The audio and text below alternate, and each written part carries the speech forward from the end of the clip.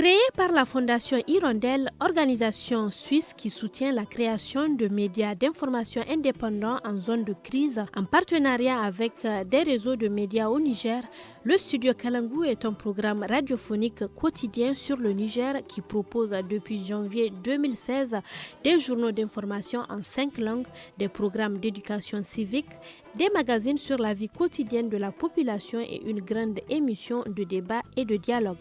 Les contenus sont produits par une équipe de journalistes nigériens basés à Niamey avec un réseau de correspondants à travers le pays.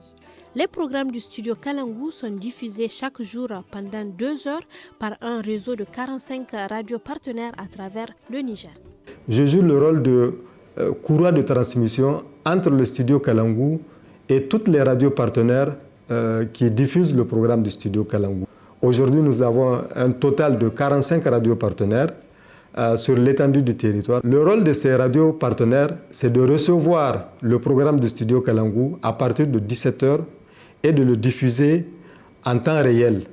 C'est-à-dire c'est de 17h à 19h. Si je veux parler d'un pourcentage, on peut dire qu'elle couvre à peu près 70 à 80% de l'auditoire nigérien. Le studio Kalangu a apporté un très grand changement dans la manière de faire des médias, dans la manière de faire des journalistes et dans le comportement surtout des journalistes et des médias. La force de notre studio, c'est surtout qu'on met l'accent sur les informations qui intéressent le peuple nigérien, des informations de proximité et aussi le quotidien des Nigériens.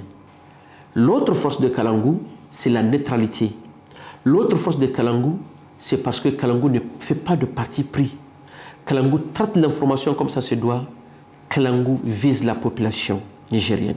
La Fondation Hirondelle au Niger accompagne ces radios, accompagne ces journalistes à travers les formations que nous organisons pour renforcer leurs capacités, à travers également quelques appuis en matériel que nous ne cessons pas de faire à ces gens. Et ceci a amené à arranger, à avoir des sons de qualité, des sons audibles, mais surtout une manière pour les journalistes, une manière pour ces organes de diffuser et d'informer la population nigérienne d'une manière professionnelle. Les statistiques réalisées par le département suivi et qualité du studio Kalangu pour l'année 2020 montrent que les questions de santé, de gouvernance, de société ou de sécurité sont les thématiques qui reviennent le plus souvent. Sur le volet numérique, le 325, depuis son lancement en fin mars 2020, a enregistré plus de 3 millions d'appels. Des appels destinés à l'écoute des journaux, des magazines ou de l'actu des jeunes. La production de contenu vidéo par l'équipe numérique et vidéo contribue à renforcer la présence du studio Kalangu sur les réseaux sociaux et sur le site web qui continue à enregistrer une croissance stable. Une journée type au studio Kalangu, ça commence à 8h précises dans la salle de conférence où se tient la réunion quotidienne avec tous les journalistes, tous les reporters. Cette réunion est dirigée par le rédacteur en chef adjoint ou le rédacteur en chef selon les situations. Donc c'est là qu'on discute des sujets à traiter pour la journée. On attribue les sujets aux journalistes qui vont sur le terrain, qui font les reportages, qui reviennent.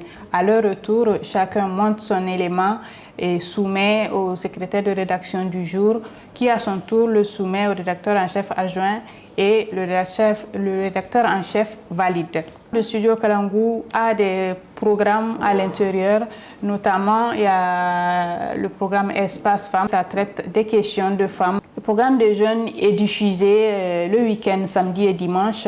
Donc dedans il y a l'actu des jeunes, c'est le journal mais en version jeune.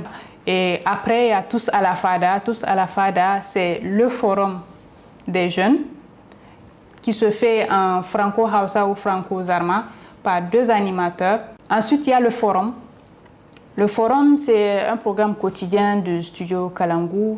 C'est le format plus long du programme, 45 minutes. C'est un endroit d'échange, de dialogue avec plusieurs acteurs de la société pour débattre des problématiques qui touchent le pays. Ensuite, il y a le forum de la presse. Là, c'est le vendredi. On fait appel à nos confrères journalistes pour décrypter un peu l'actualité qui a dominé la semaine écoulée. Nous touchons de doigt les problèmes qui sont là, qui enchaînent le peuple nigérien. Des problèmes qui ne sont pas évoqués par les journalistes, par les autres médias. Même si aujourd'hui, grâce à ce travail que nous sommes en train de faire sur le terrain, il y a un grand changement qui est en train de s'annoncer. Chacun se retrouve à travers le programme de Kalangu.